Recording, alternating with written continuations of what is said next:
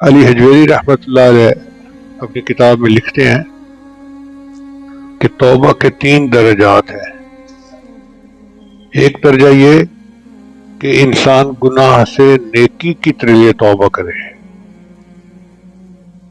और दूसरा दर्जा ये कि अदना नेकी से आला नेकी की तरफ जाए, उसको भी तौबा कहते हैं। उसकी मिसाल कुरान मजीद में है कि हजरत मूसा अलैहिस्सलाम ने अर्ज किया, है अल्लाह रब्बे अरनी अंजुर इलैक, है अल्लाह मैं आपको देखना चाहता हूँ, मैं आपका दीदार करना चाहता हूँ। आशिक थे ना। तो अल्लाह ने फरमाया, नहीं मेरे प्यारे मूसा, ऐसा नहीं हो सकता। तो जब मूसा अलैहिस्सलाम को महसूस हुआ कि ये चीज ठीक नहीं थी, तो फरमाया सुब्हानक तुब्तु इलैक, है अल्लाह मैं तौबा करता हूँ, तू पाक है। ये है अदना से आला की तरफ मुतवज्जे होना।